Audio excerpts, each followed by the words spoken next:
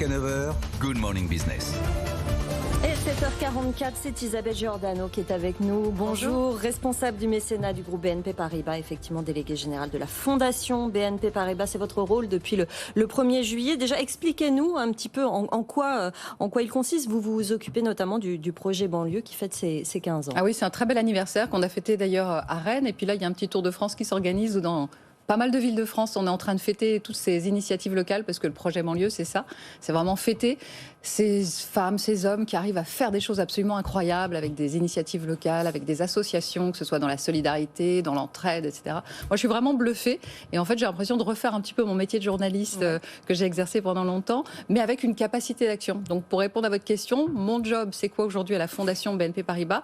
C'est de rendre possible l'impossible, c'est d'être un vrai levier, une sorte d'amorçage et presque un accélérateur parfois pour aider à ce fameux monde d'après, pour justement pas que ça reste uniquement des mots abstraits. C'est vrai qu'on est nombreux à vouloir un monde plus durable, plus solidaire, mais là, c'est vraiment une capacité d'action, une capacité d'agir. Et pour ça, vous avez 47 millions d'euros, c'est le budget du mécénat. Ça vous donne justement Quand vous dites ça, on a l'impression que je les ai, moi. Non. Des moyens d'investir. Justement, concrètement, citez-nous un ou deux exemples d'actions que la Fondation ou les actions de mécénat peuvent mener pour changer la société. Écoutez, je différencie déjà le mécénat du groupe, parce que c'est vrai que c'est la première banque européenne avec 200 000 salariés, donc c'est vrai qu'on a la chance, c'est un vrai pouvoir quand même de s'asseoir sur un groupe aussi puissant pour pouvoir agir partout dans le monde. Donc c'est vrai qu'il y a le mécénat du groupe, 47 millions, c'est beaucoup d'argent, mais en France, le budget de la fondation, c'est 10 millions. C'est beaucoup aussi, c'est une fondation ancienne qui existe depuis plus de 30 ans, qui est sous égide de la Fondation de France. Donc vous voyez, c'est une sorte d'institution et de légitimité qui permet, deux exemples peut-être,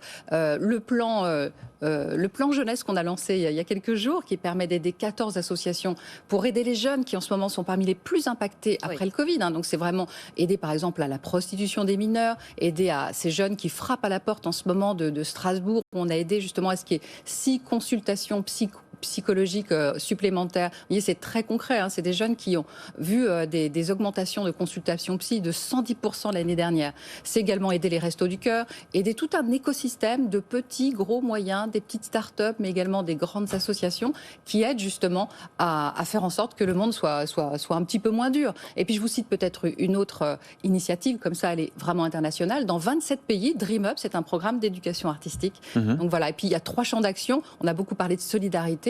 Il y a la solidarité et la jeunesse qui est vraiment une priorité de la Fondation, mais il y a aussi tout le champ de la culture, aider à la création artistique, notamment dans la danse, le jazz, qui sont des domaines très peu mécénés. Et puis surtout, très très important et très actuel, la biodiversité, le climat. C'est 30% du budget. Et là encore, c'est une manière de se dire, est-ce qu'on ne peut pas, nous, philanthropes, être un accélérateur de cette fameuse transition écologique et sociale qu'on désire tous. Ce que vous nous disiez, c'est qu'aujourd'hui, l'engagement passe par ce type d'action de toute façon. Oui, alors moi, vraiment, ce qui m'a convaincu de venir dans cette fondation, c'est que la force de l'engagement chez BNP Paribas, c'est quelque chose qui n'est pas un vain mot. Il y a d'abord des gens, des collaborateurs, des salariés, des femmes, des hommes, qui sont ceux qui aujourd'hui réclament dans l'entreprise plus d'engagement, qu'une entreprise soit verte, décide de prendre des choix vraiment très, très précis. Mais effectivement, je crois que c'est une des rares entreprises où l'engagement est un peu partout, y compris dans le COMEX, avec justement le directeur de l'entreprise, boîte où l'engagement des salariés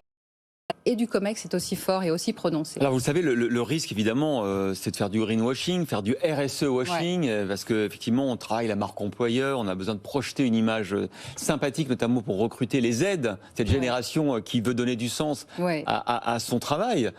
Et donc, est-ce que maintenant vous avez les mains dans le cambouis, vous êtes au sein d'une entreprise, en tout cas d'une fondation, est-ce qu'il n'y a pas ce risque-là ? Comment vous faites pour que vous ne soyez pas un alibi et que au fond, comme vous le disiez, ce changement de mentalité irrigue toute l'entreprise? Justement, moi je me sens assez à l'aise. Je pense que le greenwashing, il ne faut pas se leurrer, il existe. Je l'ai constaté quand j'étais à votre place journaliste. Moi, aujourd'hui, je me sens très à l'aise puisque la fondation, c'est la fondation.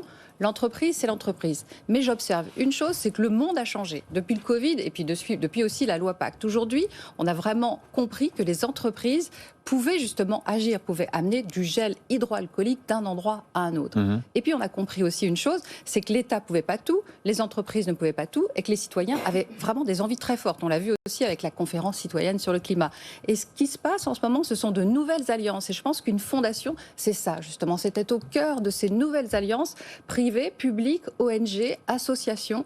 et qui vont justement participer de ce changement systémique. Et pour moi, on est vraiment au cœur du réacteur dans une fondation comme celle-ci, qui est puissante. On s'appuie sur une force, on s'appuie sur une vraie sincérité. Moi, j'ai vraiment parfois l'impression de continuer ce que je faisais, ce que j'ai fait pendant 20 ans, mais avec une capacité d'action. Vous tirez parfois les oreilles de BNP Paribas sur leur RSE? Je crois qu'une fondation, c'est ça. Je vois que dans les pays nordiques, H&M, la fondation H&M, ils ont justement joué le rôle de lanceur d'alerte. Ils ont tiré les oreilles et ils ont essayé de pousser le groupe à ne plus travailler avec le Ouïghour, à faire de l'économie circulaire. Et c'est vraiment ça, à mon avis, notre pouvoir d'agir.